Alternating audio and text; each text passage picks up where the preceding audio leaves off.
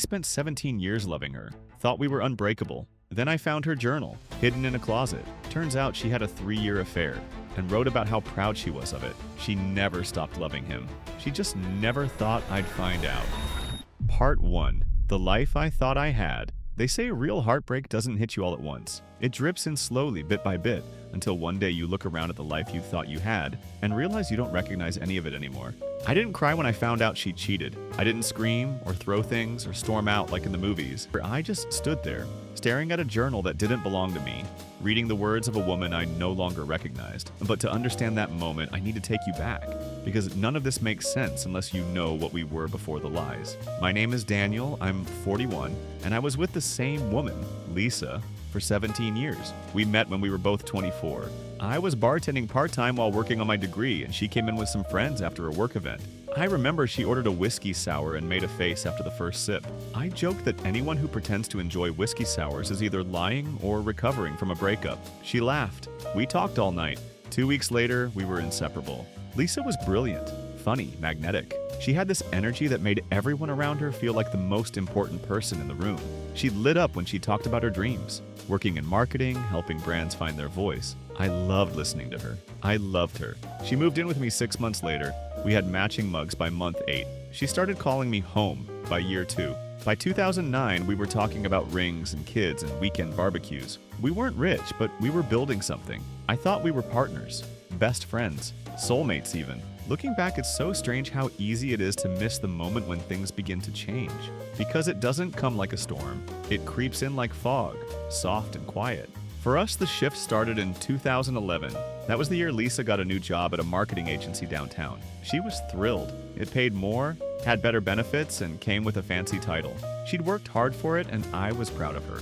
I remember her first day clearly. She came home glowing, going on about how exciting the team was, how innovative the culture felt, how she finally felt like she was doing what she was meant to do. She mentioned a few names, coworkers she liked. One name, in particular, came up more than once, James. He's hilarious, she said, sliding off her heels. Married with 2 kids. Total dad energy. I didn't think much of it at the time. Why would I? But over the next few months, things started feeling different. At first, it was little things. Lisa started dressing up more than usual for work.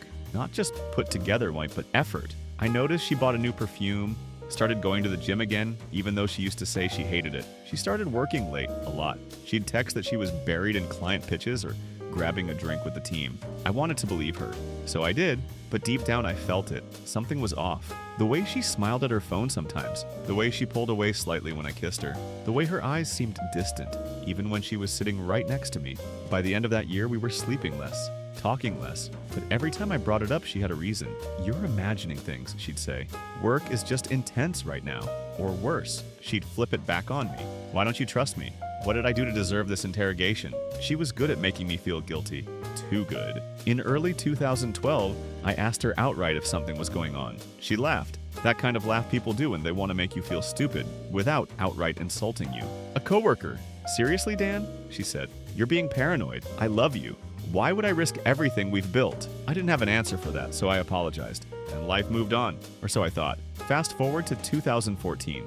The distance between us was undeniable by then, but I had chalked it up to work stress, maybe even growing pains. After all, long relationships go through phases, right? But something in me still whispered, this isn't just a phase. We still went to family events, still hosted friends for dinner. We smiled in pictures, told everyone we were doing great. I became an expert at pretending, so did she. It wasn't until early 2015 that something real cracked through the surface. A friend of mine whose wife worked in the same building as Lisa showed me a photo from a corporate retreat. It wasn't scandalous, not at first glance. Just a group shot. Lisa, James, a few others on a boat. But her body language, it screamed intimacy. Their hands weren't touching, but they might as well have been. Their smiles felt too personal. I stared at it for a long time. That night, I asked her again. She froze. Then she cried. That was the first time she ever admitted anything. We kissed once, she said. It was a mistake. I felt guilty immediately. It meant nothing. I ended it right after. I wanted to be angry. I wanted to shout. But I was so exhausted, mentally, emotionally, physically, that I just sat there, staring at her, numb. I asked her, why? And she said, I don't know. I felt lost. He made me feel noticed. I should have left then, but I didn't. I convinced myself that one kiss, though horrible, was not worth tearing down everything we had built. I thought about our future, The kids we still wanted, the house we were saving for, the vacations we dreamed of. I believed people make mistakes, that love could survive this. So we went to couples counseling, we talked more, we tried, and by late 2016, things seemed better. She was more affectionate again. We were planning a baby. She changed jobs, said she needed a fresh start, and maybe part of me believed the worst was behind us, that we had dodged a bullet, that we had survived the storm.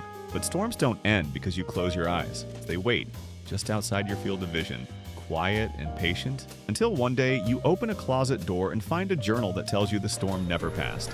You just never saw it coming. Part 2, the journal that destroyed everything. It was supposed to be a regular Saturday. Our 2-year-old was at my parents' place, giving us a rare chance to reorganize the house without a toddler pulling down everything we stacked. We were finally clearing out the upstairs closet. Old blankets, Christmas decorations, unused baby items. The kind of clutter that quietly multiplies behind closed doors. That's when I found it. A plain leather-bound journal tucked behind a bin of maternity clothes. No label, no lock, just dusty and weathered, like it had been handled often, then forgotten. I wasn't looking for anything. Honestly, I thought it might be one of her old pregnancy logs. She used to jot down cravings and names she liked. But when I opened it, the tone was completely different. These weren't memories, they were secrets. And the first line I read made my stomach turn. I knew I was falling for James the second I met him. I froze. James! That name. The same name from the retreat photo. The one kiss. The man I was supposed to forget. I flipped forward. There were pages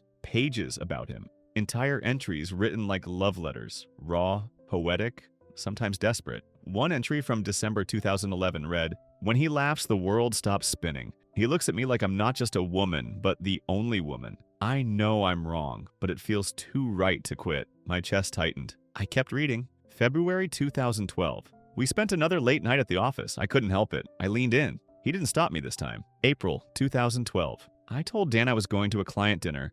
I was actually in James' hotel room. I can't believe how alive I feel around him. August 2013. He says he'll leave her, not yet, but soon. We just need time. I believe him. It felt like I was watching a train crash in slow motion. 3 years. 3 years of my life spent loving a woman who was investing her heart elsewhere. While I planned proposals, she planned excuses. While I held her after miscarriages, she held him in secret. While I built a future, she built a fantasy with someone else. One entry from mid-2014 broke me. I see Dan folding laundry and feel nothing. I used to love how gentle he was, but now I just feel numb. James texts me and it lights up my whole body. Is this what real love feels like? My hands were trembling. I stopped reading for a while, just sat on the closet floor. The journal open on my lap. The room suddenly too quiet. This wasn't a one-time mistake. It wasn't a kiss. It wasn't over in 2015 like she said. She loved him. She chose him. Over and over. And the worst part? She was proud of it. I eventually reached the entries from early 2015, the months leading up to her so-called confession. And there it was. He says he's staying with his wife. He says this has to end. I told him I couldn't give up on us, not after everything. I kissed him again. I reminded him what we had. I know he'll change his mind. But he didn't. By May 2015, the entries stopped being hopeful. They turned bitter, angry, desperate, and finally, cold. He won't respond anymore.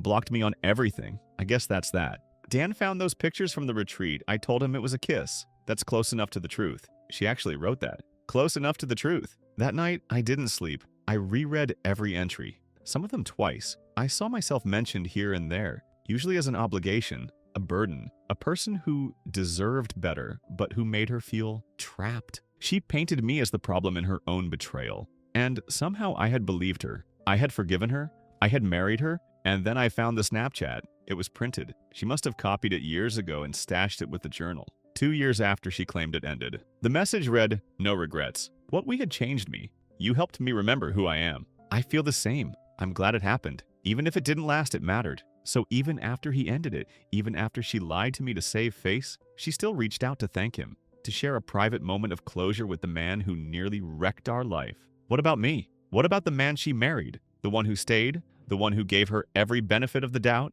Where was my closure? I confronted her the next night. I didn't yell, I didn't accuse, I just laid the journal on the kitchen table, flipped it open, and walked away. She sat in silence for nearly an hour before coming upstairs. When she spoke, her voice was hollow. "I never wanted you to see that." No apology, no panic, just regret that she got caught. I asked her how much of our life was real. She started crying. "I loved you. I do love you. I was confused back then. I was selfish. I thought I needed something else. I didn't respond. Because what do you say when the person you trusted most admits they used your love as a safety net? She said she wanted to talk more, to explain everything. She said she'd go to therapy again. She said she'd tell me the full truth. I agreed to hear her out. Not because I was ready to forgive, but because I had a son now, and I needed to know who was raising him alongside me. But something had changed in me. There are moments in life that split you in two, before and after. This was my line, and nothing would ever be the same after that journal. Part 3. Facing her and the truth. The day after I found the journal, the world felt slower, like I had stepped into some kind of distorted reality where every moment was suspended in air. I went to work like nothing happened, smiled at coworkers, answered emails, picked up my son from daycare, but inside I was burning. That night, Lisa sat on the couch like a student awaiting judgment. She didn't say a word until I did. "Tell me everything," I said. "No more lies, no more half-truths, no more protecting yourself." She nodded slowly, then the floodgates opened. For the next 2 hours, she painted the full picture of the affair. She admitted that it started within the first month of working with James, that he made her laugh during a meeting, complimented her ideas, gave her the kind of attention she hadn't felt in years,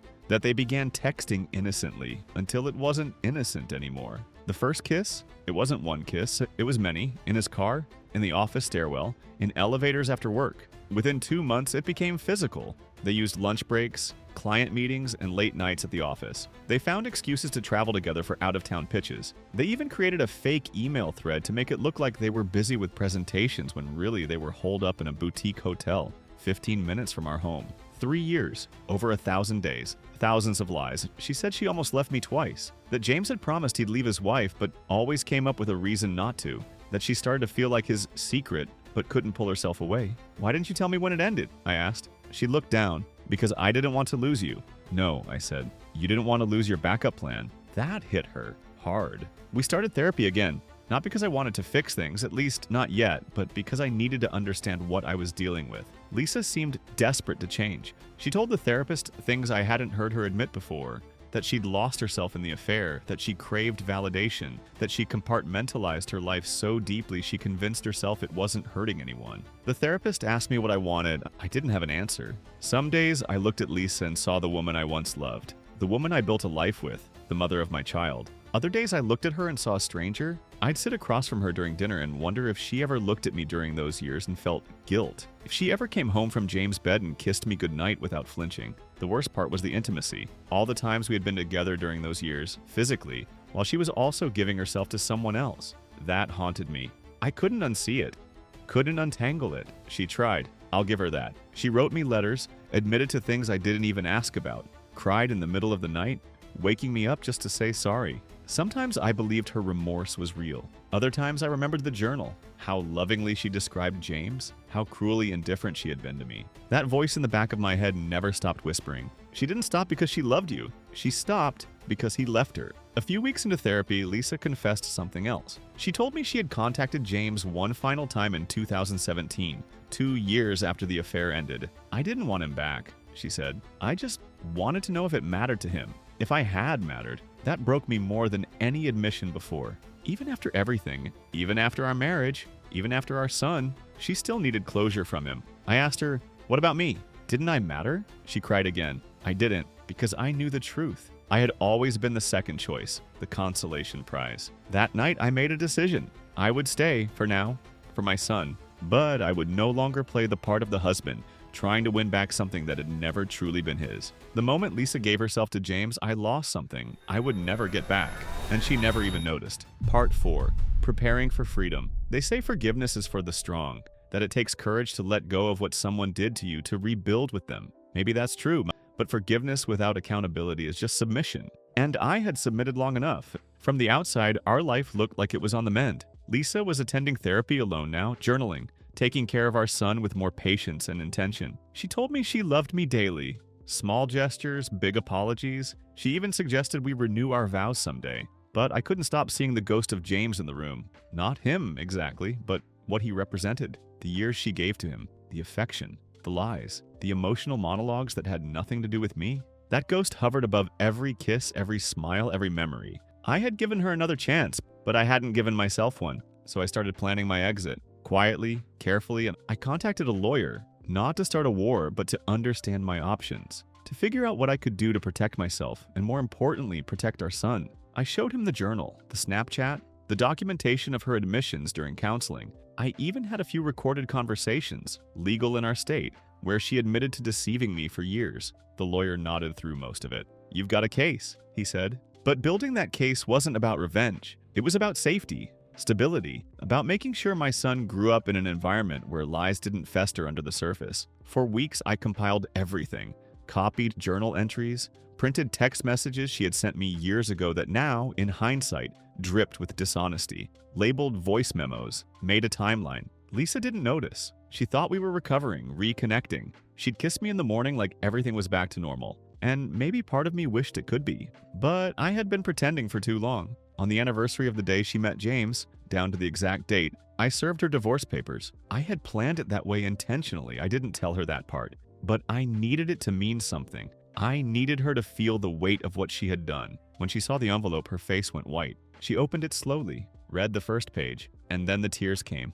"No," she whispered. "You said we were okay." "I said I was trying," I replied. "And I did try. For months. But I can't build a future with someone who buried the past like a landmine." She dropped to the floor, shaking. "I'll do better, please. I'll spend the rest of my life making it right." "I believe you," I said, "but I won't be here to see it." The divorce process was brutal. Not just legally, but emotionally. Lisa fought. She cried in court. Her lawyer tried to minimize the affair, saying it was historical, that people grow. But the evidence I presented showed a pattern. Lies, manipulation, deception that extended past the affair. My lawyer focused on character, consistency, and emotional harm. He emphasized how Lisa's choices impacted not only me, but our ability to co-parent moving forward. I asked for primary custody. She opposed it at first. But when the court-appointed mediator reviewed the journal, the screenshots, the recordings, and even our therapist's notes, the tone shifted. In the end, I was granted primary custody with her getting supervised visits. I didn't want to take our son away from her. I just wanted to shield him from the version of her that had lied so easily for so long. After the judgment, Lisa spiraled. She lost her job a few months later. Rumors circled the office about why she left. Some coworkers had seen the journal in court and whispered. Word spreads fast in a tight industry. She moved back in with her mother. I later found out she tried reaching out to James again, a final attempt to reclaim the person who once made her feel seen. His wife responded with a cease and desist order. Turns out James had blocked Lisa long ago and had no intention of letting her re-enter his life. He had stayed with his wife, built his own family, left Lisa behind in a memory he'd probably buried. She had no job, no partner, no control of the family she once took for granted. And still, she tried to look dignified when we saw each other during drop-offs. Still tried to ask how I was doing. Still tried to smile, but it was hollow. The same way her love for me had become all those years ago. Part 5. The life she lost and the one I built. It's been a year since the divorce was finalized. 12 months since I finally stepped out of the shadow of a life built on half-truths and promises, broken before they were ever spoken aloud. And in that time, I've changed. At first, it was little things, and I started waking up early before the sun came through the windows, before my son stirred in his crib. I'd sit at the kitchen table sipping coffee in silence. Not because I needed caffeine, but because I needed peace. Peace. That's what I gained most after walking away from her. Not revenge, not satisfaction, just quiet. No more second guessing, no more smiling through the pain, no more pretending. I moved to a smaller home near the lake, one that was easier to maintain, the kind of place where the quiet isn't lonely, it's restful. The backyard has a swing set now, my son's favorite place to be when he visits after daycare. He laughs so much now, he's started telling stories, even if half the words are just excited sounds and run-on sentences. He paints rocks and calls them treasures. He hugs me like I'm his whole world. And honestly, he's mine. I try not to speak ill of Lisa in front of him. I don't tell him about the journal or the court battles or the affair. I just say, Mommy and Daddy live in different homes now, but we both love you. That's the only truth that matters to him right now. But one day, he'll ask questions, and when that day comes, I won't lie. I won't sugarcoat betrayal, but I also won't teach him to hate. I'll teach him to choose better, to listen to his instincts, to walk away when someone shows you who they truly are. As for Lisa, her world looks very different now. She still lives with her mother, works part-time at a local boutique store. Nothing like the marketing agency world she once ruled. She tried freelancing, but clients talk. Her name, once respected, is now associated with messy exits and broken trust. She sees our son twice a month under supervision. She tries hard during those visits, brings snacks, toys, books, but our son always asks when he's going back to daddy's. Sometimes he cries when the visits are over, not because he misses her, but because he doesn't understand why they feel so off. Lisa never remarried, never even dated as far as I can tell. Her social media became a stream of vague emotional quotes about healing and loss. She posts old pictures of our family like they're still current, trying to preserve the image she destroyed. And sometimes I pity her. Not because I still love her, that died long ago, but because I don't think she ever truly knew what she had until it was gone. James, he vanished. He moved to another state, closed his social accounts. A mutual acquaintance told me he and his wife are still together, raising their 2 kids. It's ironic. He got to keep his family despite betraying them. Lisa lost everything because she bet on a man who was never really hers. And me? I built something better. Not with someone new, not yet. I'm not rushing, not trying to replace what I lost. But I did rebuild myself. I went back to therapy, not to grieve Lisa, but to grieve the version of me who tolerated being her second choice. I started journaling. Funny, right? After all that, I picked up the very habit that shattered my world. But this time, the pages are mine. No secrets, no lies, just honesty. I write about my son, about our small adventures. The first time he caught a frog. The way he says good morning, like it's a magic spell. I write about my fears too. Raising a boy alone, healing wounds I didn't even know I had, learning to trust again. And I write about the day I chose peace over pain. Lisa still sends the occasional message. I hope you're well. I miss our family. I still dream about us. I don't respond anymore. Not out of cruelty, but because some chapters are not meant to be reopened. Some stories are better left unread. So here I am, a single father. A man who once stood at the edge of betrayal and nearly drowned in it. And I survived. Not because I fought to save the relationship, but because I fought to save myself. To anyone out there reading this who's sitting in silence, wondering if you're crazy for noticing the cracks, wondering if you're asking too much just to be loved honestly, you're not. You're not paranoid. You're not needy. You're not dramatic. You're awake. And you have the right to walk away from anyone who makes you doubt your own reality. Because I stayed long enough to fight for my son. Then I left before I forgot how to fight for myself. If you'd like more stories like this, please subscribe and hit the notification bell.